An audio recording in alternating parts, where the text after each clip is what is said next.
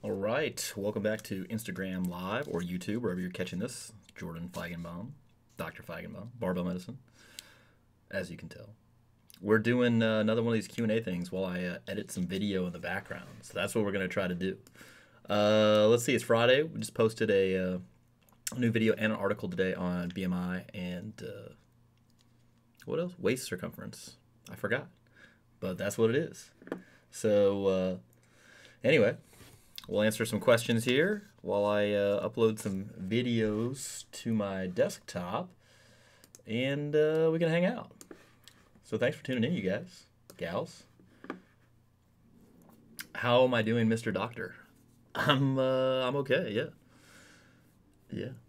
We had a little deload week this week. You know, it's funny. I posted that video where I almost killed myself squatting, and people were like, "Are you okay?" I'm like, "Well, yeah. I'm still talking to you, aren't I? I'm still here." I was able to post the video. Really dig in the Barbell Medicine hats. Yeah, I think they may be ready for sale right now. I'm actually not sure. So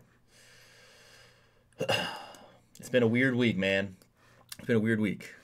I broke a key off in my garage door. I lost my mailbox key. PayPal is on the fritz. So yeah. Any idea what happened with passing out? I don't know. It was a weird day, and everything felt fine. I had just done 405 for 6 prior to that, and then 455 I was gonna do it for 6, and then I planned on going to 505 after that, and maybe like that would have been near a PR, and just a weird deal.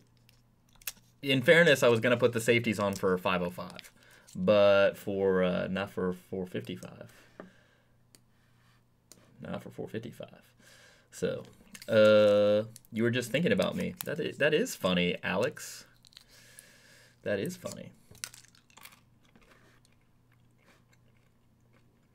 I am okay, Joe. Yeah. Rilla actually has a good question here on YouTube. So he asked, why do reverse lunges and split squats make my booty sore AF for 2 days? Well, that's because DOMS, delayed onset muscle soreness, lasts for about that long. It peaks at 48 hours anyway. Yeah, he said, why do those make me sore, but bilateral squats don't? Well, the idea is that you've done bilateral squats. You've done a bunch of them for a long time, right? So you've gotten good at doing them. You've gotten good at recovering from them. So the split squats and other things, those are novel, right? So you're not used to them. You're not good at tolerating them. So, that's why they make you sore, and you're doing a bunch of volume too. And in fact, there's actually some evidence suggesting that when you get really sore, you're actually overwhelming your body's ability to deal with training stress, and you actually get worse hypertrophy outcomes than if you aren't sore. You got to tease that out a little bit, but that's interesting. Yeah. Jay Fletcher says, hey, Jordan, thinking of signing up for group training. Is it set up similar to the Bridge, 3 times per week plus GPP? The power building group is, and some of the intermediate programming is. Yeah. So there you go. BM, have you found that hip pain while low bar squatting is a tell to bend over more? No. Hip pain for me was related to stance width and toe angle, and other people has been due to all sorts of things, so I don't think that's specific. I've had patellofemoral pain syndrome for years, stopped squatting with no change, now pushing 300 for 5s. Any danger of squatting with patellofemoral pain syndrome? No, not at all, provided that's been diagnosed correctly. Any special considerations for training with someone with phenylketonuria? Don't give them phenylalanine. Thoughts on the Russian squat program? It's wholly made up. There's no like Russian squat program that Putin is like distributing to us, unless he wants us to get weak and he's gonna make us do a bunch of weird stuff. So I would not do Russian squat program. I don't know why that's even attractive. It's not like the Russians are the best at weightlifting or powerlifting, if you look at like titles and records and stuff. So it's like the German squat program. There's no like, that was German volume training, but nobody made that up. That's wholly made up rather. There's no like, Yeah, I was a really good German weightlifter. I just started doing it. So I'm gonna make a Jewish squat program. See how many people do it. You know, we'll call it the kosher squat program.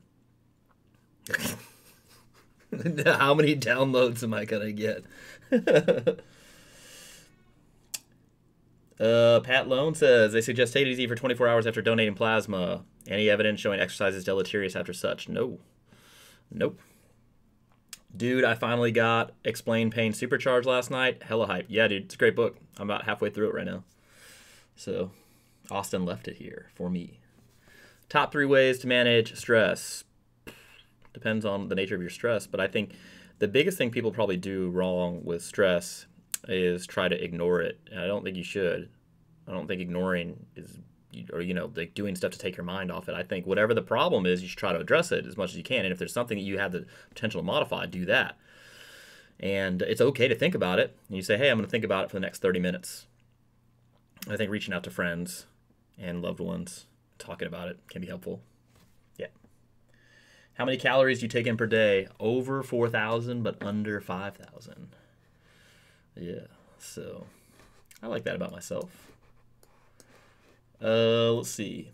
Can you explain what happened in the squat? I just passed out at the bottom, which is good. I think that's a good thing to do. Please use your Google machine to look up abdominal grip. Abominable grip? All right, let's check it out. Abominable grip. Sick. Abominable athletics. Oh, it's an Instagram. Oh no. I feel like this is dangerous. Oh yeah. What is it? It's essential oil infused lifting chalk? Oh no, come on. Even the logo's awful. Who's buying this stuff? Look, who's buying this stuff? Is it you? All right. Let's see. I've been following a pescatarian diet for more than 10 years now. I'm going to switch back to eating other forms of animal protein. Is there anything I should be concerned about with my transition? I mean, I'd be worried about getting too strong. I'm kidding. I'm going to get trolled on the internet for that. But no, I wouldn't worry about anything. Jon Snow, you know nothing. I just want you to know that. I have a meet tomorrow, weighing 3 pounds over right now. Is the best thing to keep cutting water and just chug and eat as much as I can right after weigh-ins? That, no. So if you're 3 pounds over right now and the meet's tomorrow morning, you can breathe some of that off. I wouldn't cut water tonight, right? I wouldn't cut weight tonight. 3 pounds is not that much, and it would just probably have a potentially negative effect on your sleep. So just stop eating now. This is likely 12 hours before your weigh-in in the morning. See what you weigh when you wake up in the morning, 2 or 3 hours before weigh-ins. And if you need to go do a sauna, do that, Then afterwards, if you just chug and eat a bunch of stuff and you get sick, how well are you going to be able to perform? Don't do that. The idea would be you eat what you normally eat, and you should probably have a little bit extra hydration. But if you overwhelm the system, right, you're just gonna make yourself sick. So I typically have people do 6 to 10 ounces, something like that, of fluids with salt, usually with either BCAAs, a little tincture of BCAAs every 20 minutes, and a little bit of carbs. So it's like salt, carbs, a little bit of amino acids. You can use whey if you like, just a little bit. And 6 to 10 ounces of water every 20 minutes for the first hour, then eat a meal. Yeah, that's what I would do. Pierre Montes, when it comes to hypertrophy, is keeping the muscles under constant tension actually beneficial? No, it doesn't matter. Your muscles are not smart, They're just trying to do a job.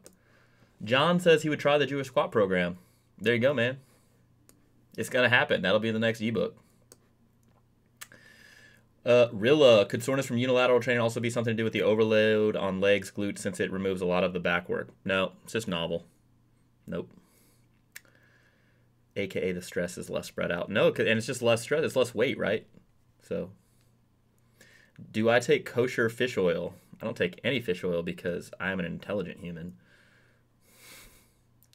Tips on boosting training compliance for older patients. So actually there's a paper that got published. I mean, it's not a great paper.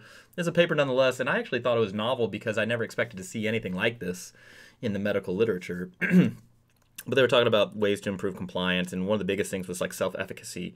You get people to be able to like kind of manage parts of their own training very, very well, and they tend to stick with it a lot better. And also positive feedback, encouragement, community stuff, giving them educational like pearls, that tends to help too, their understanding. Wookie balls, will a prostate massage increase my squat? I can't say for sure if that's going to happen. You better try and report back. Big Lenny Jr. Favorite diet soda. Ooh. Okay, so look, it's gonna be a toss up between Barks, Diet Barks. I think it's just got a little more, and I like it a little better than A&W or Diet Dr Pepper. Yeah.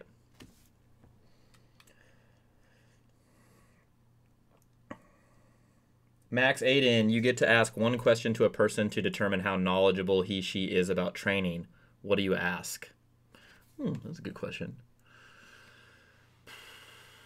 I would ask them. I would ask them. Well, you know, one thing that would be interesting to ask somebody is what how they would coach a woman different than a male, given the same demographic. Otherwise, that'd be telling. What's up, Dave? How you feeling, man? You ready for tomorrow's meet? Let's see. Creatine, caffeine, and that's it? Supplementation 101. No. Yeah. There's a whole sticky on the barbellmedicine.com forums, which I would direct you towards. Is there a particular reason you are doing high bar squats and not just low bar? Just as assistance exercise. Yeah. My gym has a deadlift bar that pretty much always is on the platform. Am I doing myself a disservice by training on it versus stiff bar? I mean, it's a smaller diameter than a stiff bar, so your grip is getting less work, and you know there's more whip in it. So you may lose a little bit of strength off the bottom. So look, all these strength tests are arbitrary, right? We just made them up. Like, oh, the deadlift's got to go from the floor with 450 millimeter plates and a 29 millimeter barbell that's stiff, or it's 27 millimeters and whippy. The only time it would be a detriment is if you are going to deadlift at a meet or a competition or for money or for a date, and it's on a stiff bar and you have no practice on the stiff bar. Marry a CrossFitter or a chiropractor? Oh, CrossFitter for sure. Yeah, I could do that. Yeah, I could do that. Can we submit heavy singles for form checks on the tubes? I probably wouldn't do heavy singles. It's just one rep, and if it's real heavy, then, you know, I don't expect it to look good. Corvallis Real Estate. Can you say anything about costochondritis related to lifting or exercise? Yeah, we talked about this yesterday, because he asked you yesterday. Hope you're doing well. I'm not sure that exercise necessarily causes it. You know, it's an inflammatory process, and it may be from overuse, but it may not be. So I wouldn't worry about it. I wouldn't avoid anything. You know, you said you were doing like kettlebells and chest press, and then you were squatting. I just don't know what your training's looking like overall. So it'd be hard to say for sure, you know. 37 years old is not old. How to grow your deadlift on a 3-day split. You should deadlift more. I don't know what 3-day split you're on, but you could do the bridge. I bet your deadlift's going to go up. Is there a permissible amount of flex while deadlifting? I don't feel it and have been focusing on keeping the bar mid-foot, but my spotter says it's there. I'm not sure what permissible about a flex. Flexing what? Like flexing on guns? Ariel Rubio, currently not following anyone's program, just training the lifts twice a week, one day 5x5 and the other 3x8, and so far I've been adding some weight every week. Does it sound kind of okay? Sure. Sounds kind of okay. Yeah. Should creatine be taken on non-training days when using PeriRx? Yeah, if you're not going to take PeriRx on non-training days. Yeah, I would. How much muscle strength is enough? Well, enough for what? That's my best Bill Clinton face. I did not have... That's not really a good Bill Clinton, right? Well, I tried. Let's see. Carnivore diet. Go. Bad. No evidence to suggest that it or a similar diet like it works better than any other calorie-restricted diet. No evidence to suggest that compliance is better. No evidence to suggest that in and of itself it would do better for any disease state. It's got a big carbon footprint. It eliminates people taking in whole grains, vegetables, and fruits, because it's the carnivore diet, and we know those things are useful. And the biggest advocate of it is a physician who lost his medical license, who was an orthopedist, not necessarily a nutrition guru. I mean, not to say that, you can't, physicians can't teach themselves this stuff, but I just don't get it. Yeah. In general, how many sets per week for squat, bench, press, and deadlift do you program for clients? There's no general amount. Yep, there's none. And why do you use the volume you use, or is it all nuanced? The latter. It is all nuanced. Welcome to the nuance zone. All right. Just finished rugby season and lost a lot of strength due to not training. Well, what are you going to do? Not train? That's what you did. Yeah. Is running linear progression on the main lifts a good way to gain strength back quickly? I mean, any program that allows you to add weight to the bar and regular intervals is going to work just fine. I don't know if running LP has any intrinsically good value to it. So, is the starting strength linear progression free or for sale on the Barbell Medicine website? No, because we are not starting strength. And if you're not a novice, you shouldn't try it because, it's a novice program. How would you convince someone to start eating meat? I wouldn't. I'm not up for convincing people of things that they're not open to discussing, right? Like, there are things that I know that I am well-versed in. There are things that I know I have a good handle of the data on.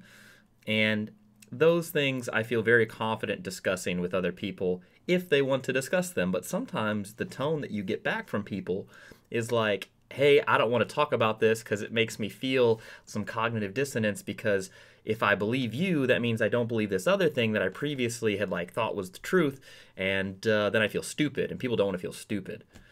So sometimes you just don't say anything at all. My 65-year-old dad struggles to get the bar low enough on his back due to shoulder pain, mobility issues, also has a knee problem, so high bar is a no-go. I wouldn't necessarily say why would that be the case? Why would high bar be a no-go for a knee issue? Some people have more knee pain with low bar than high bar. They're not. You got to divorce that idea. And if he can't squat with the bar low enough on his back, put it up higher on his back. And if you can't do that, do a safety squat bar squat. And if you can't do that, do a front squat. And if you can't do that, do leg press, Move on down the line. Robbie Garcia 55, probably a dumb question. Let's find out. Just found out my right clavicle, collarbone, is fractured. Obviously going to be in a sling. Well, sometimes they do that. Sometimes they plate it and put you in the butterfly thing. Would continuing a training stimulus on one side of the body be a good idea? Yes, there's some crosstalk. So what happens when you immobilize a joint? People say, oh, your muscle's going to get smaller, which is true. The amount of non-contractile proteins and the volume of stored energy like glycogen and subsequent water that goes along with it in the muscle decreases during immobilization. However, the number of myonuclei, which basically are the little protein manufacturing powerhouses of the muscle cell, those things persist. And when you restart training, the myonuclear domain goes back to normal. That's actual muscle memory.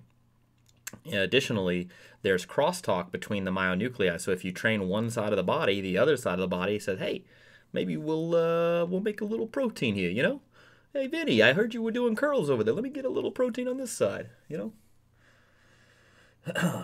I had a back tweak 2 weeks ago on overhead press. I'm still feeling some movement-dependent pain at bracing 2. What should I watch for to differentiate a minor tweak from a real injury? I can't even define what a real injury actually is. That's a philosophical question. I wouldn't watch for anything. I would just press if you can. If it's intensity dependent, then back off the intensity a little bit. You'll work your way back up. If wearing a belt helps, do that. If you can't do them standing without pain, do them seated, right?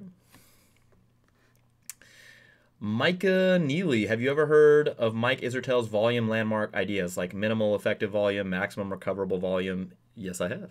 Any validity or utility for powerlifting? I think they're more abstract concepts.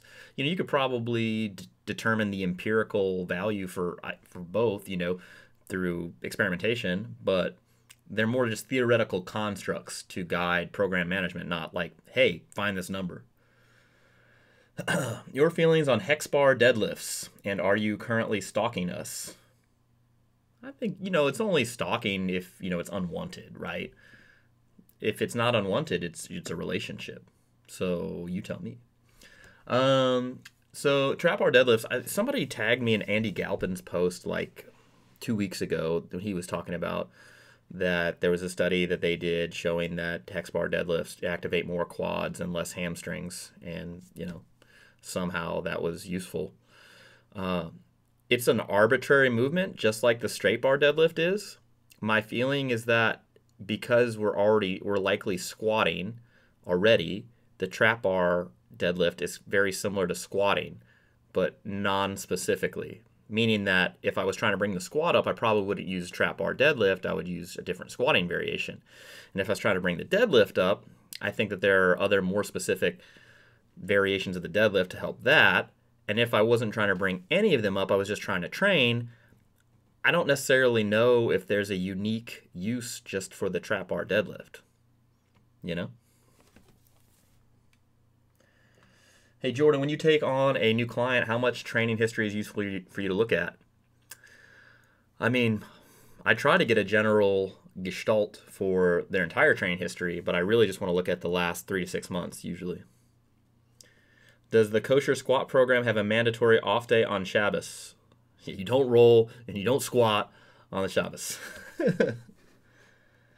Kevin MJ, what leverages would allow someone to have an easier time sumo deadlifting than conventional? Nothing that you can define via like a formula or, just general anthropometry. I mean, you could make an argument that somebody with really long femurs and a short torso would maybe do better sumo deadlifting, but the only way to find that out is experimentally testing that. Yeah. On the kosher squat program, will we debate each set during rest periods? Yeah.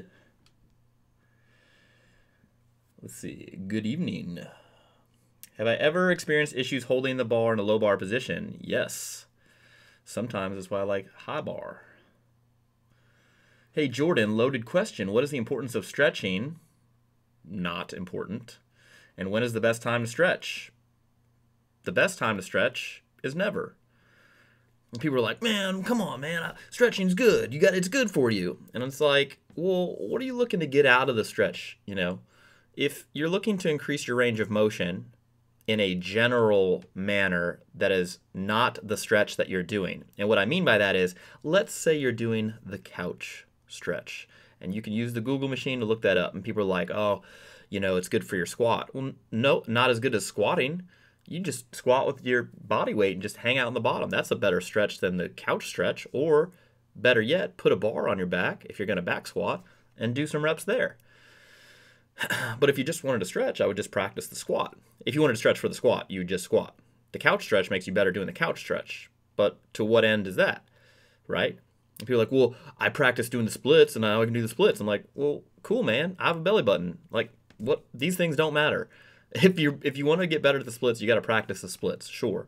But getting better at the splits doesn't make your squat better, doesn't make your deadlift better, doesn't make your sumo deadlift better. Practicing the positions that you feel like you have restrictions in, right, to whatever degree that is, accurate, helps make you better able to tolerate those positions, because that's what stretching is. It allows you to neurologically tolerate certain positions. but no long-lasting improvements in range of motion. It doesn't decrease soreness at all. It doesn't decrease injury rate at all. So why are we doing it? Well, by convention, right? By convention. When I think my own financial advisory skills won't sell, I remember 90% of the fitness industry is a lie and still makes decent money. I mean, 90% of what you see on Instagram by people who have large followings is ghostwritten for them. They don't write the programs, they don't write the posts, they don't write the content because they're too busy taking pictures. Right? They don't know anything about anything. Even if they're a great athlete, they're just an athlete, which is good. Hey, good for them. But their stuff, they don't write their stuff. All you got to do is ask them about it. They won't have it. They won't be able to say the same thing that they wrote. So most of the stuff's ghostwritten. Most of the stuff is made, by marketing dudes who are taking advantage of people in the industry, or maybe not taking advantage. Maybe they're just giving them additional opportunity to make money that they otherwise wouldn't make. But it's not for the greater good. It's for the pocketbook. Yeah. Hey, Jordan, you said you eat 4,000 to 5,000 calories a day. How many meals do you break that up into? Usually 4 or 5. Do I meal prep? Yeah. Yeah, usually I make twice of everything that I'm eating. But I do eat out quite a bit as well. How much water do I drink a day? I have no idea. I don't know. How prevalent is true lactose intolerance? I don't know what the incidence is off the top of my head. Yeah, I don't know what it is. It's not terribly high. I mean, we can look this up. All right, here we go. Incidence. Lactose intolerance, United States. PubMed. Let's see. Oh, I don't have a good one. Oh, the prevalence of self-report. Oh, this might be interesting. Let's check it out.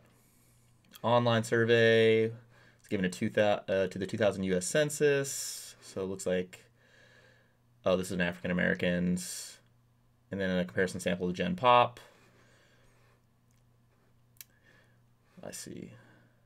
24% of the African Americans that were surveyed believed they were lactose intolerant. Interesting. So that's self-reported. I wonder what it is for real. Let's look it up. We'll go to UpToDate. We'll go to UpToDate. We'll use the Google machine. I know you guys are like, come on, man, why is this guy's having a monopoly on your questions? Well, come on, I'm interested. I want to know what people will do here. All right.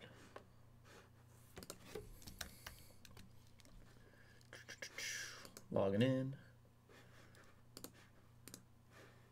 All right, lactose intolerance. Let's see.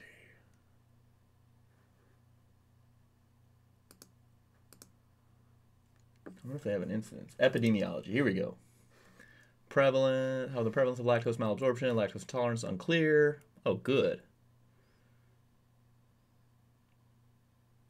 Come on, man. All right, I don't know. Yeah, I can't find a good answer through the search. So, yeah, doesn't mean that there's not an answer out there, but yeah, it looks like the testing is difficult. Yeah, that makes sense now that I think about it out loud.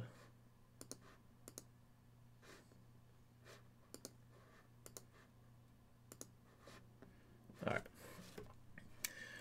Do I have to do cardio to keep my heart healthy, or is weight training enough? Well, there's a minimum amount of cardiorespiratory capacity, we'll say, right? So this is like 8 METs. If you can do 8 metabolic equivalents, which is like, what is a VO2 max of like, I think it's almost a little over 40 at that point, which is not a well-trained VO2 max. But if you can generate a metabolic equivalent greater than 8 METs, then you are at no risk for premature disease or death based on lack of cardiorespiratory capacity. Most folks who train, and when I say most, I just mean over half, right? So the majority of folks who train, resistance train, will develop that amount of cardiorespiratory capacity from just resistance training alone, but some people won't. And that doesn't mean you need to test it, but some folks will have to do additional conditioning for disease prevention, sure. Do I believe there's any danger regarding IGF-1 cancer risk from dairy? Nay, you don't know who to believe. Well, sure you do. Just you go look at mortality rate and with dairy consumption, and you see that those who consume the most dairy have the lowest mortality rate, the highest amount of lean body mass, and the highest bone mineral density. And then you're like, well, maybe there's something more to just this IGF-1 thing.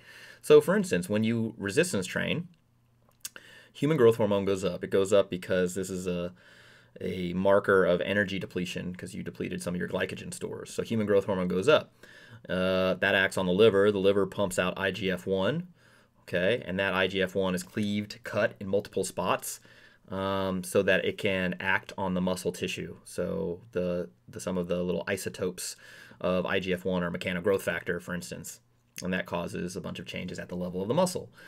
Right? But IGF-1 goes up and people are like, oh no, so you just exercise, you're going to have a high risk of cancer. Well, no, because it shuts down other physiological processes that are associated with cancer formation. That's why just exercising a bunch doesn't give you cancer.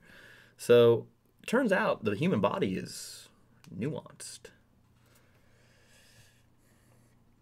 EOD Mickelson.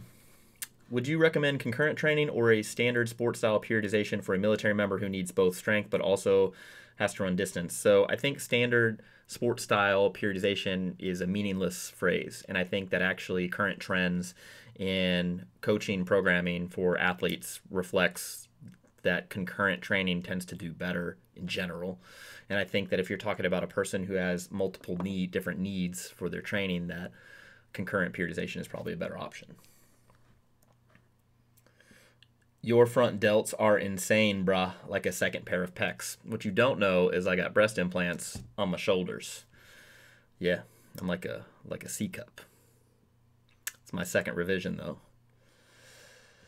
Oof. James Krieger's latest meta-analysis suggests that even 25 to 45 hard sets per week induced hypertrophy in trained individuals. Any thoughts on that?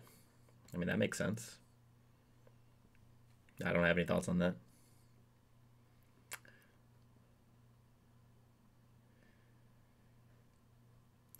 Chase Drums, just as an epidemiologist, I have to say that it's the prevalence of lactose intolerance. Yeah, that's true. Well, you would want to know the new like if the diagnostic trends have how they've gone over the years to see if the incidence per year per whatever unit time has gone up, just to see since now more people are reporting it.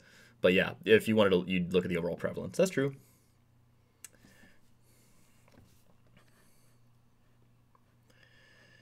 How to fix slight hyperextension of the lumbar spine during the squat. You can't. I mean, most people will extend a little bit and also flex a little bit too. It just depends how bad it is. Now, if you have overextension during the squat and we feel like that's causing a mechanical problem with your squat technique, then I tend to have people try to crunch down like they're doing a mini ab crunch prior to descending on the squat.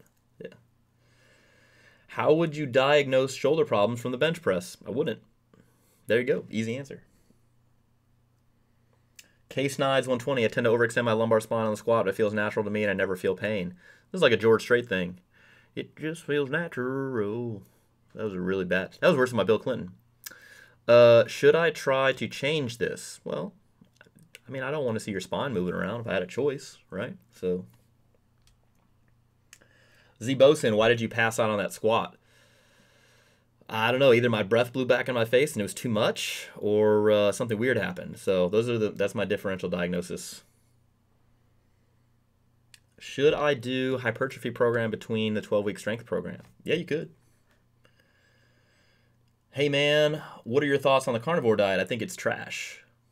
There's a lot of people doing it. Yeah, well, if you think about the general intelligence level in the United States, 50% of the people are going to not be smart by definition. So how many of those people are doing the carnivore diet? I assume it's overrepresented. Why does ParaRx have BCAAs? Seems like it has less persuasive evidence than the other ingredients. I'd probably buy that. Yeah, I mean, the thing with BCAAs is as follows. Like if you eat a high protein diet, you definitely don't need to supplement with BCAAs. That being said, most people, I feel like, do not meet their protein, the optimal protein intake per day. And so that'd be a hard sell. And then additionally, I think that given the concentration of leucine and the other BCAAs within PeriRx, it's probably a net benefit, and there's no risk to taking it. You can make the argument that there should be like the full complement of essential amino acids in there too, but basically it doesn't raise the price of the supplement enough for me to want to take it out because I think that it's not doing anything, because I think that it likely has some benefit there, or at least is neutral and potentially reduces fatigue during the workout. So yeah, I mean, I'm not trying to sell anybody on BCAAs like, well, this is the magic supplement, but I do think that if we're holding all supplements to the standard that BCAAs have been crucified with recently, then I think that's tough.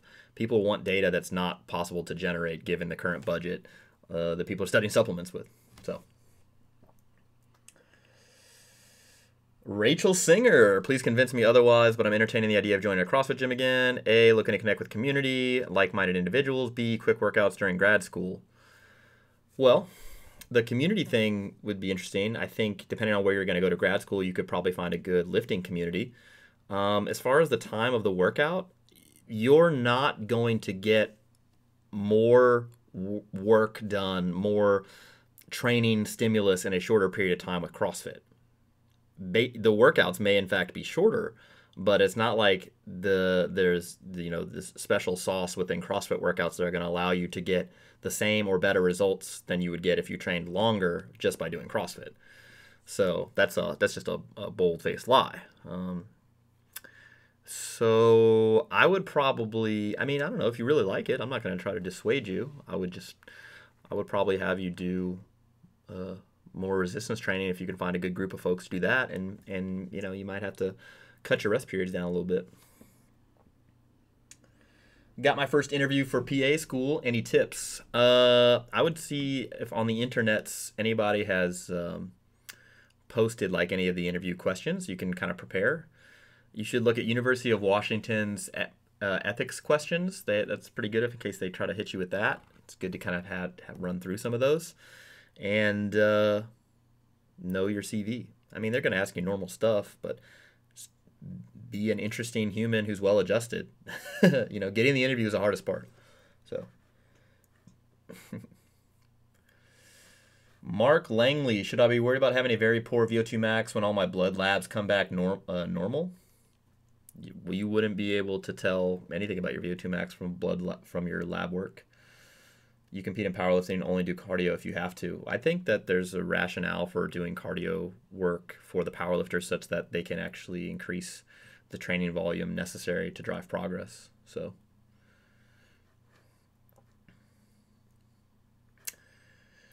I can't pronounce your name. Your back is a monster. What exercises are you focusing on outside of deadlifts? Rows, carrying around a lot of shame, anxiety. Yeah, long isometric contractions there.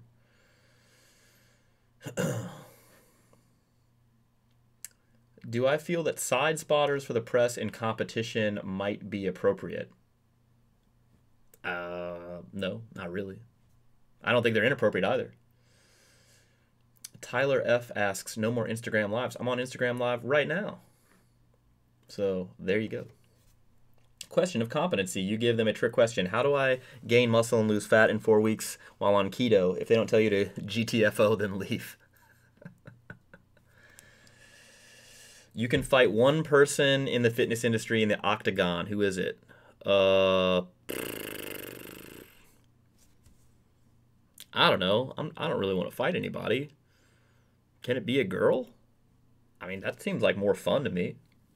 I don't want to fight, but if we got to wrestle. Twinges in my neck this morning. In the past, this could have possibly ruined my week. Chose to minimize it, train and work and stay positive, and it hasn't really affected my day. Sick. Is there anything physically going on? No, probably not. Hey, Jordan, can you give a clarification as to why blood type diets are BS?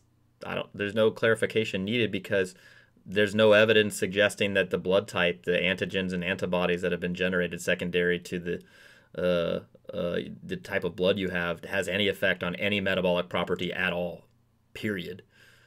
Yeah. Let's see. GI paramedic. You got oh, nice. All right. What up, applesauce? Eric Helms was saying that research shows that a massage or foam rolling directly after training has shown to help with DOMS. That's not true. I mean, there may be a study or two that shows subjective rating of improvement. That wouldn't be hard to believe, but meta-analysis on the topic, I literally just read that 2 days ago, shows no benefit for subjective soreness. Can you recommend any trustworthy brand that produces quality whey protein except for Whey RX? Oh, you're in Canada. Maybe we'll bring some up to Toronto. You gonna come hang out with us at the seminar? I'll bring you some whey. Yeah. Ryan Davis asked me, is your main issue with the starting strength novice linear progression that the volume doesn't increase over time, that subsequently the stress becomes less and less disruptive? I mean, I have multiple problems with the novice linear progression, but that you got to go back. What is the point of doing a novice linear progression? What's the point of doing a novice program in the first place? Well, you would hope that it lays a broad base of general movement proficiency that carries over to other activities in the future. Now, if that's a power lifter, well, maybe you don't have to get too crazy. But if it's just general strength and conditioning, you'd like to have a broad base of motor pattern proficiencies to draw from. You would also want stress to increase over time, and you can't do that by just keeping the same average intensity and actually dropping volume. That doesn't work. You wouldn't want a narrow focus, a hyper-specialized sort of environment, because that you get better at tolerating that same stress, and the risk for overuse injuries is higher. And the rigidity within that sort of echo chamber that is starting strength novice programming and coaching of that is such that that's the program. That's the de facto program. But why? We have no evidence that it improves compliance because 98% of people who are self-selected who said, hey, I bought the book, hey, I'm signing up for the forum, hey, I'm going to log on my training, didn't get it right. Okay. The average squat ends up being in the mid to high 200s. All right. It on average lasts less than 3 months. And, that I don't know how rigidly I'd adhere to a program with those kind of results. So I think that there are multiple different options that people can choose to live a full and complete life and end up having good results when they train. And I'm not married to the starting strength novice linear progression. Yeah. Favorite things about Santa Cruz? Your girlfriend wants to go there for a 3-day weekend getaway. Well, that's pretty good. Yeah. I mean, the beach is dope. If you like surfing, it's great. Food here is actually not that great. The scenery is awesome. If you want to go hiking, you can go surfing in the same day. That's pretty cool. It's very laid back, and it's just got a interesting vibe, just slow, which I love compared to LA.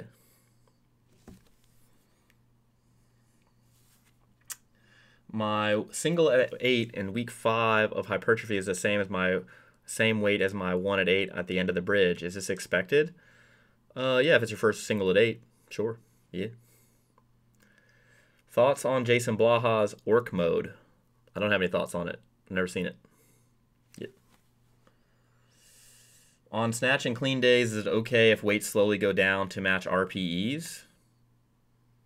I'm not sure.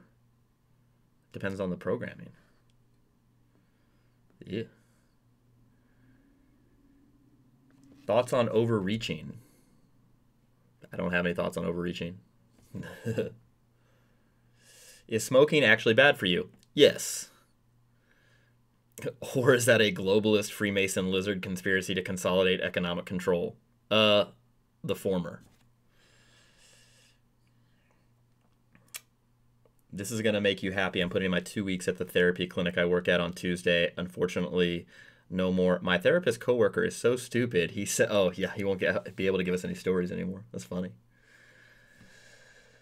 Any good neck exercises I can include in my upper back workout? You feel like your head is shrinking. I would work on my deadlift. Yeah. Have I ever encountered a relatively healthy male who genuinely stalled at LP around 60 kilos? Nope. I heard a podcast with you from a year ago where you said that it's impossible to add muscle mass whilst cutting. Is that true for overweight and untrained individuals? No. And in fact, I know the podcast that you're talking about, and I specifically say that. So, it's important to talk about context. Will my calves ever grow? I don't know. You're training them or not? Am I coming to Utah for a seminar soon? Utah is not on my list. Doesn't mean I will never go. Yeah. I'm 5'9", 195 pounds, a 34 to 35 inch waist. When would you stop the calorie surplus? I don't know if I would do it right now. What's your body fat like? Why did you change the logo for Barbell Medicine? I just like this logo, right? It's cool looking, Will you guys ever come to Chicago to host a seminar? I would like to do that. Is brushing one's teeth every day overrated? I mean, not if you live in close quarters with another human who you'd like to continue to share close quarters with. Also, I mean, oral bacteria levels are fairly high, although you could make the argument that your salivary glands pump out a ton of saliva to help keep you from getting infections and stuff like that. But for dental health, you should probably brush your teeth.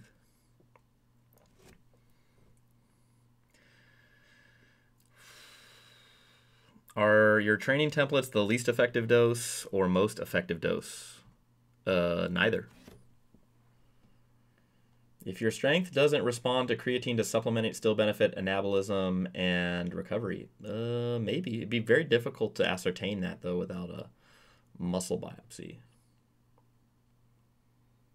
Are trans fats as bad as everyone makes them out to be? Worse, maybe. Would you recommend going to medical school if the only reason you do it is for the qualification and personal knowledge? I mean, it depends how much money you have. It's a lot of debt to acquire if you don't have a ton of money just sitting there,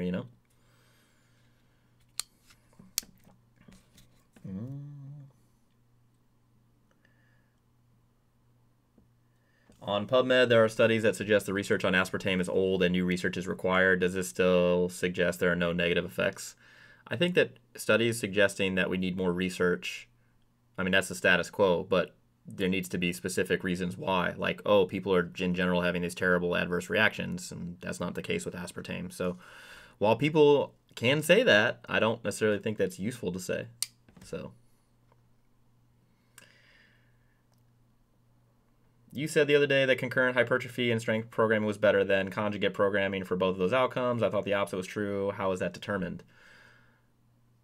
You're asking how we know that block periodization yields worse results than concurrent training. Because the programs that you have right now, the best evidence on would be DUP, which is concurrent training. Yeah. Is it possible for a woman to look like Danilyn Bailey without the use of PEDs? Sure. Super athletic female, has a lot of masculine traits, exposed to training stimuli over time. That could happen. Best non-barbell medicine lifting resource. I don't know. Depends what you want to look at. So, you mentioned red flag symptoms on your injury podcast. Yes, and then we list them. Yeah. Starting Strength LP is the greatest because it produces an existential dread for the first month that takes over your life and personality until there's nothing left but elbow pain and fear of not doing the program. That may be true. That may be true. Is hard callus formation on x-ray of a broken bone a good point to start easing back into training with just the bar? Depends. Depends on the fracture and where it's at in the person. All right, we've been here for almost an hour, like 50 minutes. So I think I'm going to go do something fun on my Friday night. You guys are great. Hey, if you're on the YouTubes, leave us a positive review. Nice little comment or a question. Maybe answer it next time. Hit that like button. Subscribe for all the latest content. If you're on the grams, thank you for tuning in. We'll catch you guys next time.